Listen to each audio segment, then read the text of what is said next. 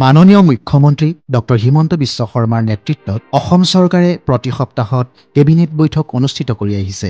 যোৱা 11 ডিচেম্বৰত অসম কেবিনেটত ৰাজ্যবাসীৰ উন্নয়নৰ লগত সম্পৃক্ত ভালেকেইটা গুৰুত্বপূৰ্ণ সিদ্ধান্ত গ্ৰহণ কৰা হয়।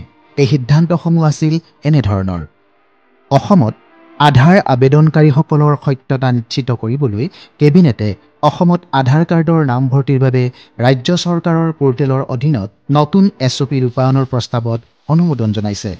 SOPৰ মুখ্য দিশসমূহ: SOP ৰূপায়ণৰ বাবে সাধাৰণ প্ৰশাসন বিভাগ সমন্বয়কাৰী বিভাগ হ'ব। ৰাজ্য চৰকাৰে দাখিল কৰা নথিপত্ৰসমূহ পৰীক্ষা কৰিব আৰু প্ৰাপ্তিৰ 45 দিনৰ ভিতৰত সেইসমূহ UIDAI লৈ অনলাইনযোগে প্ৰেৰণ কৰিব। অতিৰিক্ত জিলা আয়ুক্তসকলে জিলা পৰ্যায়ত আধাৰ নামভৰ্তি প্ৰামাণিকৰণ তদাৰক কৰিব।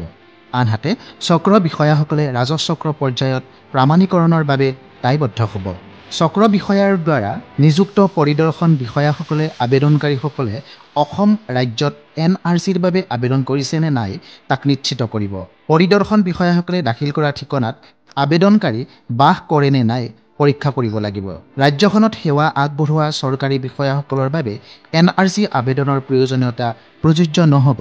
নামঘৰ, ধৰ্মীয় অনুষ্ঠান আৰু বেচৰকাৰী শিক্ষানুষ্ঠানৰ দৰে অব্যক্তিগত ন্যায়িক প্ৰতিষ্ঠানে মিছন বসুন্ধৰা 3.0ৰ অধীনত ভূমি আবণ্টনৰ বাবে আবেদনৰ হেতু কেবিনেটে সমবায় পঞ্জীয়ন আইনৰ অধীনত নৱীকৰণ মাচুল ৰেহাইৰ অনুমোদন জনাইছে।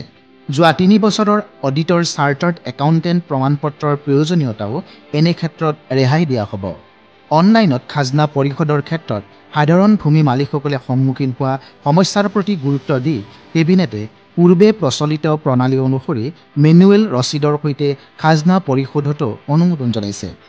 কেবিনেটে অৱশ্যে ভূমি প্ৰশাসনৰ সংস্কাৰৰ স্বাৰ্থত পট্টাদাৰসকলক ই-খাজনা পৰ্টেলত পৰিশোধৰ প্ৰক্ৰিয়া অব্যাহত ৰখাৰো অনুমতি প্ৰদান কৰে।